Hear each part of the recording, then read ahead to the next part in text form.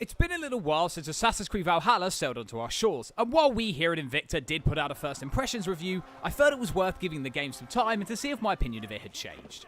As mentioned in our initial review, what cannot be overstated about this game is how massive the world is. Every corner of the map is brimming with beautiful locations, interesting characters, and a massive variety of mysteries, loot, and artifacts for you to find and explore. Exploration in this game is paramount, as you're likely to find some really great items. In terms of combat, it may not be the flashiest mechanic around, but it definitely gets the job done. But one thing that makes it feel larger than life is the raids. Getting supplies for your settlement is important, and the easiest way to do that is through raids. These short and frantic events really help the combat come alive as you hack your way through the guards, protecting the supplies you need, and are a great way to work on your stealth kills as well, as it's always helpful to knock out most of the guards before starting the raid. And you can't talk about fights without talking about bosses, and lucky for you, there's a fair few of them ranging from standard to mind-numbingly difficult depending on your level, of course.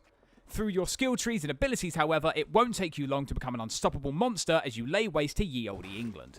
The story to Valhalla is also a high point, and with its different choice paths, it can lead to a unique journey for each player. This includes making simple word choices to major decisions which can have just as major repercussions later on. Of course, we haven't even touched upon the flighting sessions, drinking games, dice matches, and all the other interactions you can have with the world, which seem like small things, but can actually increase certain stats, such as charisma, to make your experience that much greater.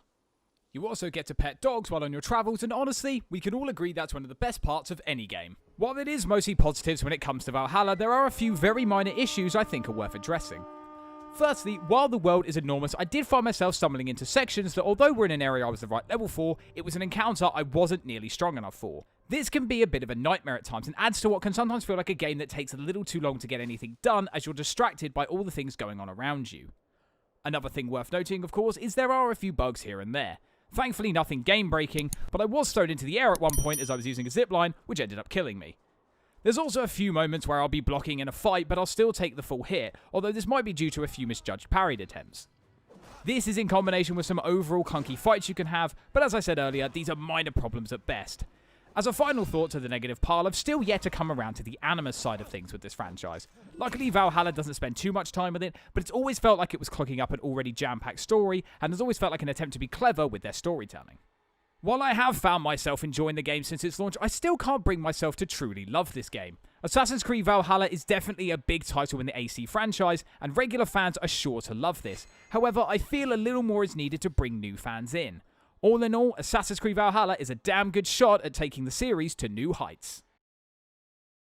Thank you so much for watching. Have you played Assassin's Creed Valhalla? Let us know what you thought of it in the comments, and while you're there, don't forget to hit like and subscribe. You can also follow us on Facebook, Instagram and Twitter, and we stream regularly over on Twitch, and you can find all the links in the description.